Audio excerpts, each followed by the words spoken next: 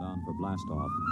X minus 5, 4, 3, 2, X minus 1, fire.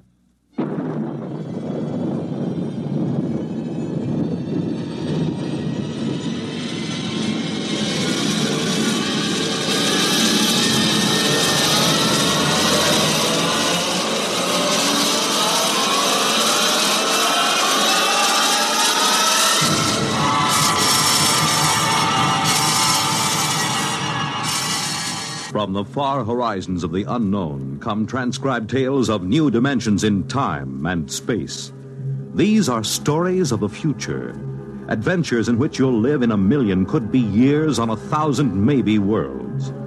The National Broadcasting Company, in cooperation with Galaxy Science Fiction Magazine, presents X minus 1.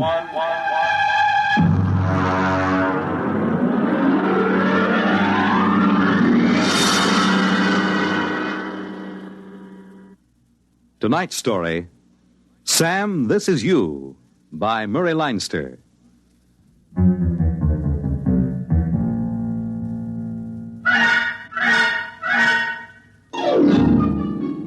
If I were you, I wouldn't believe a word of this story. I'm still not sure if Rosie does, and as a matter of fact, I'm not so sure if I do myself. And that's going some because it happened to me. And if I can't believe it, well, who can? I suppose it could have happened to anybody, although, on the other hand, maybe it couldn't have happened to nobody. And that's pretty mixed up, so maybe I'd better begin at the beginning. And in this case, that's not so easy as it sounds. For one thing, there's the question of where is the beginning? Well, anyways, I'm Sam Yoder. I'm a telephone lineman for the Batesville and Rappahannock Telephone Company. I got into that line of work because I was in a wire platoon during the war. I've been up more trees in the Ardennes forest in Belgium than anybody, except maybe a couple of squirrels, and they didn't have to string telephone wires. I guess it started because Rosie, she was my girl, Rosie. She thought I lacked ambition. And also get up and go. Yeah, anytime you say, honey, except it's one of those jitterbug things and I can't jitter much. I don't mean dance. I mean stick-to-itiveness. Now, honey, that's ridiculous. A telephone lineman has more stick-to-itiveness than anybody, or he'd fall right off the pole. Huh? Want another drink? Sam, are you trying to get me drunk? No. Well, only there's a $3.50 minimum in this place, and I hate to see it go to waste. I'm discussing your future, Sam. Okay. Do you think a telephone lineman's life is right for you? Well, has its ups and downs. Sam. I'm sorry. I warned you. Once more, and I'm going to ask you to take me home, even with a $3.50 minimum unexpired. Yeah, okay, honey. Now, what are you doing to improve yourself? Nothing, I guess. Why don't you take one of those correspondence courses? You know, the ones with a picture of Arthur Godfrey, and he says, I was awful in high school arithmetic till I sent in the coupon. What does he need with high school arithmetic? It's the principle of the thing. Sam, I'd hate to think I was engaged to a man who didn't improve himself. Well, I'll figure something out, honey. You don't want to spend all your life with your arms around a pole. Well, it was all right with George Sand. Is he working at the company now? No. George Sand. She was in the... She? Yeah, sure, honey. It was a pen name. You see, she was in love with Chopin. You get it? No. Well, he was a pole, you see? Arms around a pole. You get it now? Yes. Now I get it. Sam, take me home immediately.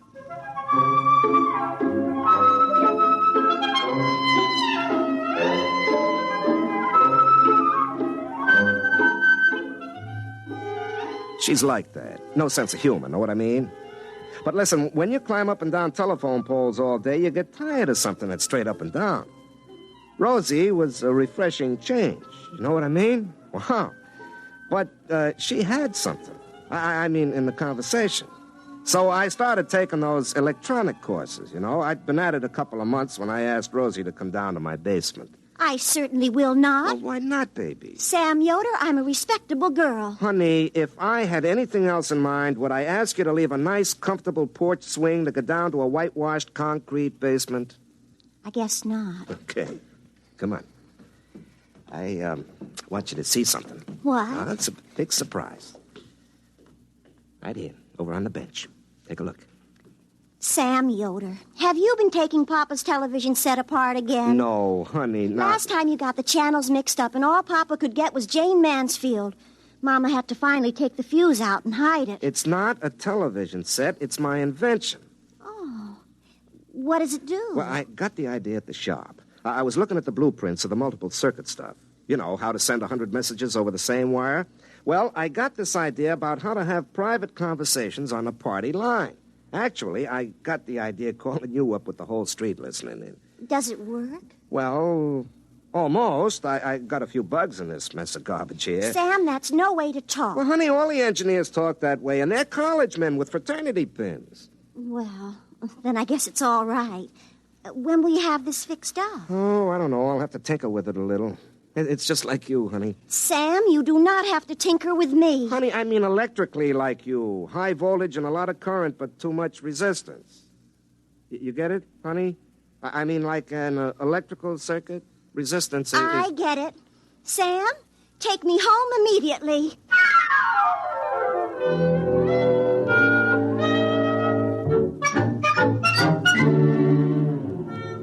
I was thinking of my invention on next Friday, July 2nd, about 6 o'clock. I was up a pole near Bridges Run, hunting for a break where the party line went dead. I hooked in my linesman's phone, but I couldn't get central. I was just about to pull my phone and get down when... Hey, that's impossible. The line checked out dead. Hello, who's this? Sam, this is you. Huh? What's that? This is you. You, Sam Yoder. Don't you recognize your own voice? This is you, Sam Yoder, calling from the 12th of July. Look, Mac, I'm working and I'm 50 feet up. Don't hang up. I'm not hanging up, but you'd better. Now, wait a minute. Do I know you? The voice is familiar. Sam, it's the 2nd of July where you are, and you're up a pole by Bridges Run. The line's dead in 2 places, or else I couldn't talk to you. Lucky, huh? Whoever you are, it isn't going to be lucky for you. But I'm you, and you're me. We're both the same Sam Yoder, only where I am, it's July 12th. Where you are, it's July 2nd. You've heard of time traveling? Well, this is time talking. You're talking to yourself. That's me. And I'm talking to myself. That's you. And it looks like we've got mighty good chances to get rich. Look, I don't believe this. All right, then listen. Do you remember the time you were out with Rosie at the drive-in movie over at the Wing? And the couple in the convertible next to you were necking. And then Rosie...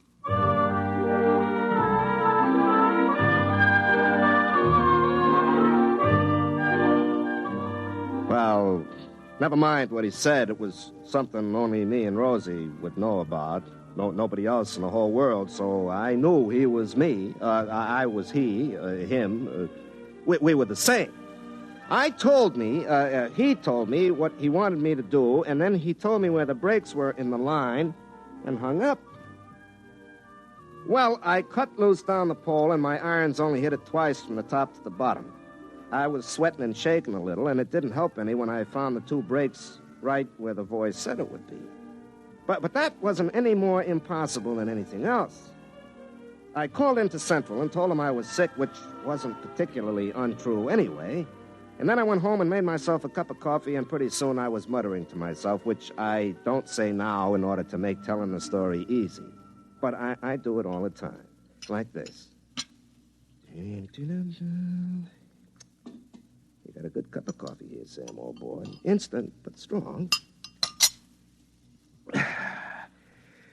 Oh, now there isn't any weak-mindedness in my family, and the company psychologist said I grew up stable.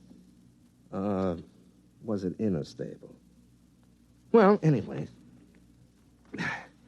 nobody but Rosie knows I told her nose is so cute I couldn't believe she ever had to blow it. Maybe it was me talking to myself. Donut, Sam? Don't mind if I do. I talk to myself just sitting over coffee. Why shouldn't I talk to myself on the telephone? From the middle of next week, on a dead line. I wonder if that psychologist was right. More coffee, Sam? Just a little to hot it up. When? Now, look, if somebody drove over to Rappahannock past Dunsville and telephoned back that there was a brush fire at Dunsville, I wouldn't be surprised to get to Dunsville and find a brush fire there. So, if somebody phones back from next Tuesday that Mr. Broadus has broke his leg next Tuesday, why should I be surprised to get to next Tuesday and find out he done it? More coffee, Sam? No, thanks. I couldn't touch another drop. You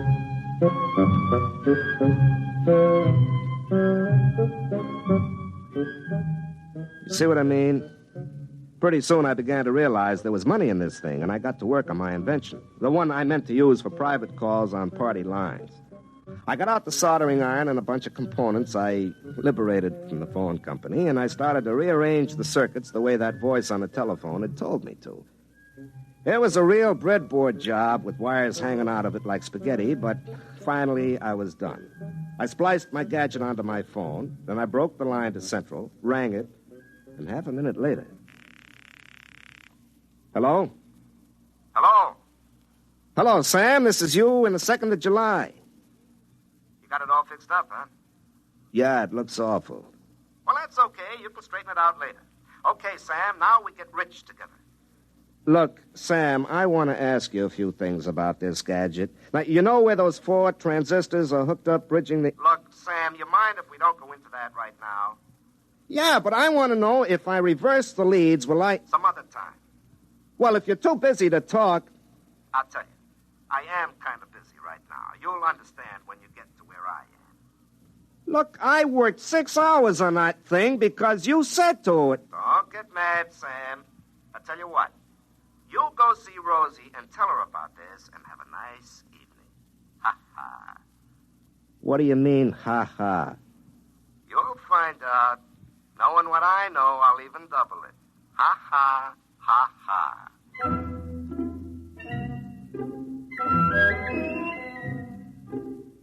I went over to Rosie's house.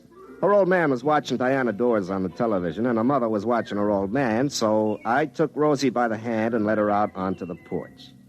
I could see the moon glinting off eyeglasses as all the neighbor ladies leaned forward in their porch rockers to watch us. I always felt a responsibility to those ladies, and usually I try to make it worthwhile to them staying up so far past their bedtimes. But tonight, I had other things on my mind. Sam, you didn't slick down your cowlick. I've told you, if you go on a date without slicking down your cowlick, it shows you have no respect for the girl. Rosie, forget my cowlick, huh? I could go inside and get some mustache wax. Pa keeps it because his crew cut always goes limp when the humidity gets above 60%. Rosie, will you listen to me? I've made up my mind to get rich. You ought to have everything your little heart desires. Now, suppose you tell me just what you want. I want your cowlick to lie down so I won't be ashamed in front of the neighbors. No, honey. Mink, chinchilla, a sports car, anything, whatever you want.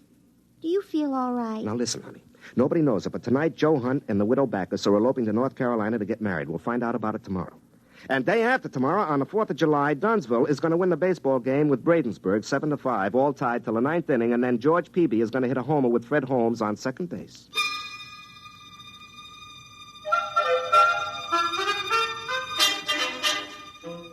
There was a brief silence, interrupted only by the sound of Pa's rocker going over as he tried to get a better angle on Diana Dors. I don't know how many times I've explained to him you can't improve on the view on a 2-dimensional TV screen by craning your neck.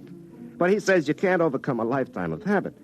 Well, anyways, I explained to Rosie about Sam in the week after next telling me all these things and how we were going to get rich. Sam, somebody was playing a joke on you. Oh, yeah? Well, who else but me knows what you said that time you thought I was mad at you and you were crying down behind McHenry's ice house? Sam, I told you when I read those words on that board fence, I didn't know what they meant. And nobody else knows about the time we were picnicking and the bug got down the front of your sunback dress and you thought it was a hornet. Sam Yoder, you never told anybody about that. No, but the me in the week after next knew. He told me, so he had to be talking to me. It couldn't be anybody else. Sam, either you've told somebody else everything we ever said or did, or else there's somebody else who knows. That's awful. But, honey, it's me. This other person knows everything we say, even now? Sure.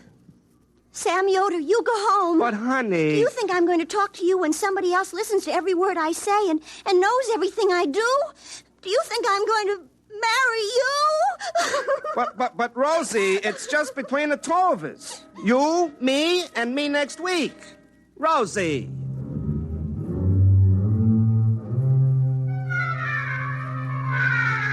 I stayed around till her father came out and asked me to go home so Rosie could finish crying and he could watch Hell's Angels on the Late Show in peace. On the way back to my house, I got madder and madder. Sam, in the week after next, could have warned me about this, the louse. Well, I plugged in my gadget and rang, but I guess there was nobody home on July 12th because there wasn't any answer. And there wasn't any that night when I got home from work either. So I went around to see Rosie. The only reason I'm talking to you, Sam Yoder, is that Pa's inside sneering at Dorothy Kilgallen on What's My Line, and I don't think it's polite. You still mad at me? I never was mad at you. I'm mad at whoever was talking to you on the phone and knows all our private secrets. And I'm mad at you if you told him. Well, honey, I didn't have to tell him he's me. All he has to do is just remember. I tried to call him again last night and this morning, but he doesn't answer. Maybe he's gone off somewhere. Do you think it's polite to sneer at Dorothy Kilgallen? She knows so many important people by their first names, lots of them even for short. You think maybe it's all an illusion? You told me last night there'd be an elopement, and there was. Joe Hunt and the widow Backus, just like you said. Well, could have been a coincidence. I'm waiting to see if Dunsville beats Bradensburg 7-5 tomorrow. Yeah, I bet $11 on it. If that happens, I'll die. Why, honey? Because it'll mean that I can't marry you, ever. Because somebody else would be looking over your shoulder, and we would never be by ourselves all our lives, day or night.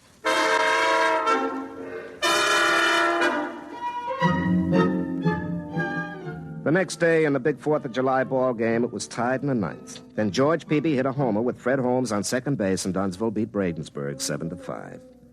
I collected my bet, but the $11 turned to ashes in my mouth. I didn't go over to Rosie's that night. I stayed home and kept trying to call myself up on that gadget that I told myself how to fix up. It was a moonlit night, the kind I usually spend with Rosie while her old man watches the $1 Million movie for the 7th time on TV, hoping that the ending will come out different. But there I was in the basement trying to call up the week after next, and nobody home. In the morning, I woke up suddenly. I thought it was the alarm clock, but it wasn't. Hey, I left the gadget on. Oh, wait, don't go away. Wait. Hello? Don't get upset, Sam. Rosie's gonna make up with you. How do you know what she's gonna do? She won't marry me with you hanging around. I've been trying to figure out a way to get rid of you. Quiet, I'm busy. I gotta go collect the money you made for us. You collect money? I get in trouble and you collect money? I have to, or you wouldn't get it. Now listen, where you are, it's Wednesday. You're going over to Dunsville today to fix some phones. You'll be in Mr. Broadus' law office about 10:30. You look out of the window and notice a fella sitting in a car in front of the bank. Notice him good. I won't do it. I won't take orders from you. Maybe you're me, but I make a bet and you collect it. For all I know, you spend it before I get to it. Now, I'm quitting this business right now. It's cost me my girl and my peace of mind and the blazes with it. Okay? Okay, Sam. Just wait and see.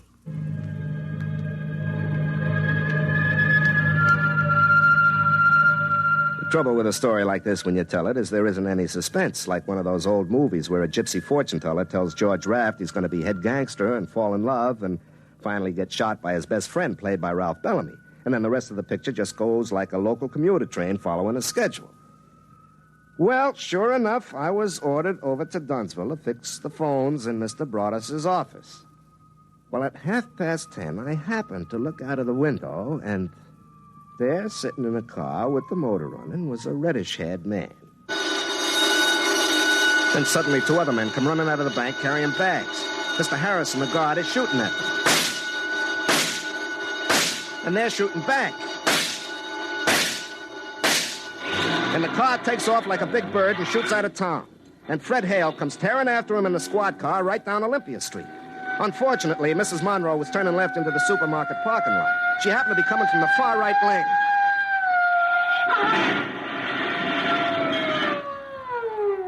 And so the bank robbers got away clean with $35,000. They'd cut all the wires out of town where they crossed Goose Creek, and so they sent me right out to fix it. I was up the pole right next to the creek, working, and, like usual, talking to myself. Sam, do you realize what that was? A bank robbery. You, in the middle of next week, told you to come over here and watch a bank robbery, but you didn't tell yourself what for. You didn't tell yourself to stop it. Sam, that other you is a born crook.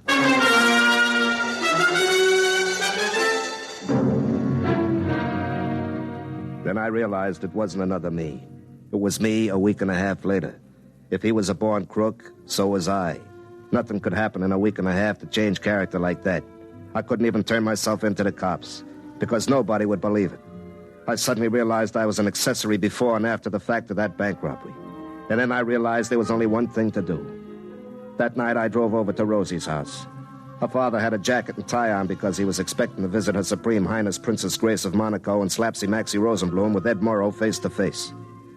I took Rosie out to the porch just as the princess invited Ed and Rosie's old man into a closet to see her shoes. Sam, what's the matter? You look awful. I am awful.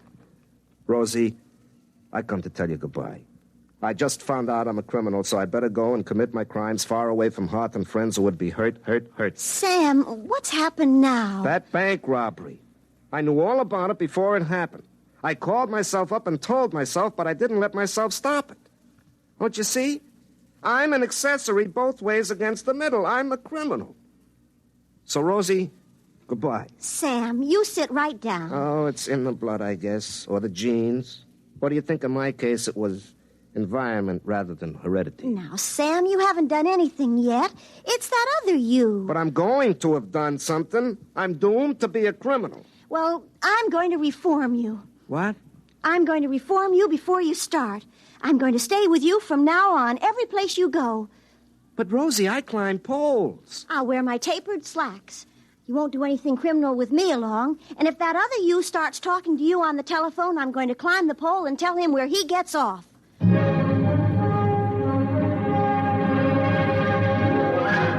And that's just what she did.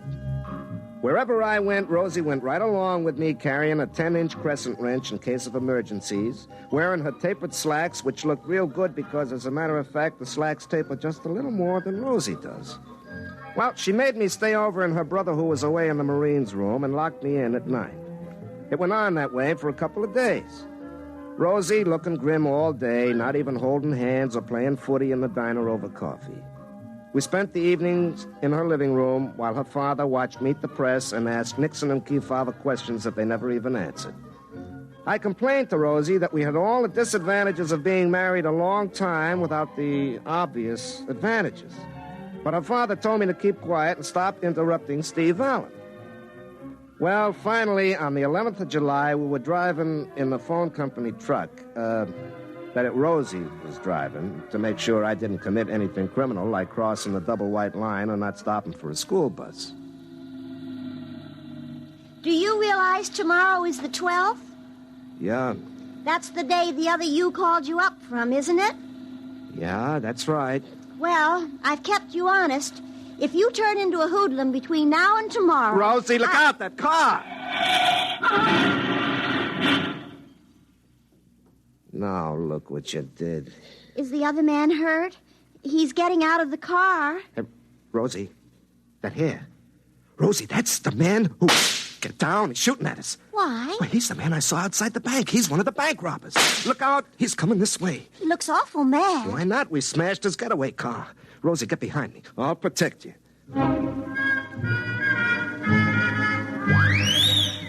The fella came up to us holding his gun and looking pretty upset. And he was just about to say something when Rosie reached over my shoulder and hit him on the head with her crescent wrench. I took a length of wire and my pliers, and I had his hand spliced behind his back before he came to. We threw him in the back of the truck and took him into the sheriff at Dunsville. He confessed right away and told where his buddies were hiding out. Rosie locked me up in her brother's room again that night, and then it all came clear to me. In the morning, Rosie came out on the truck with me again, and she was still trying to reform me. I let her come along, but inside I was grinning. What are you sneering about, Sam? I'm not sneering, I'm grinning. Rosie, do you realize there's a $5,000 reward for those robbers? And we get it? Well, I'm still worried about that other you. Oh. Well, we'll take care of that right now. Sam, what are you doing? Now, just a minute, honey. I gotta climb that pole.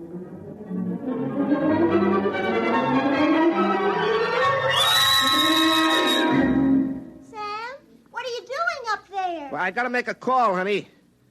Hook up my little gadget. Now. Hello, who's this? Sam, this is you. Huh? What's that? This is you. You, Sam Yoder. Don't you recognize your own voice? This is you, Sam Yoder, calling from the 12th of July. Look, Mac, I'm working and I'm 50 feet up. Don't hang up.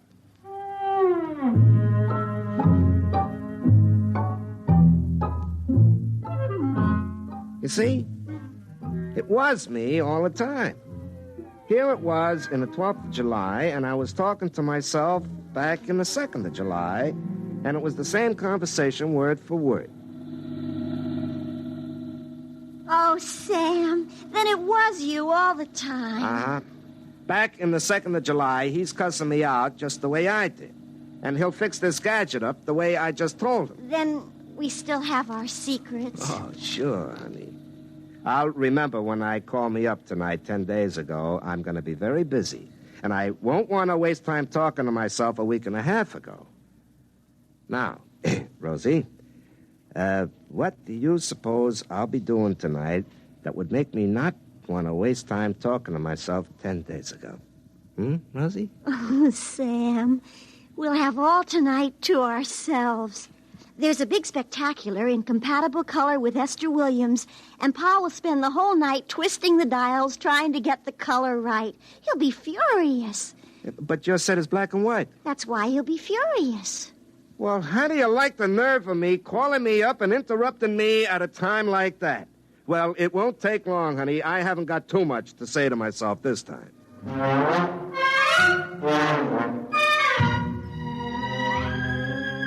Well, that's the way it went. Rosie and I got married. Like I say, I wouldn't believe this story if I was you. Of course, what with horse races and things like that, we're doing pretty well, but that could just be good luck.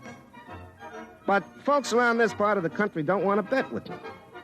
I am the only one in the country who won a bet that Don Larson would pitch a perfect no-hit, no-run game in the World Series.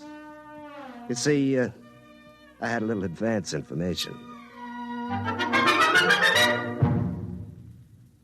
You have just heard X-1 presented by the National Broadcasting Company in cooperation with Galaxy Science Fiction Magazine, which this month features Of All Possible Worlds by William Tenn, a story which demonstrates that changing the world is simple. The trick is to do it before you have a chance to undo it. Galaxy Magazine, on your newsstand today. Tonight, by transcription, X-1 has brought you Sam, This Is You, a story from the pages of Galaxy written by Murray Leinster and adapted for radio by Ernest Kenoy. Featured in the cast were Larry Haynes as Sam and Pat Hosley as Rosie. Your announcer, Fred Collins. X-1 was directed by Daniel Sutter and is an NBC Radio Network production.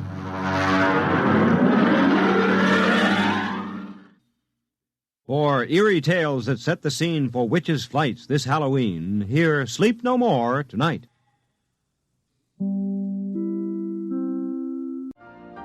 You've been listening to the OTR Gold Network. Find more classic radio at otrgold.com.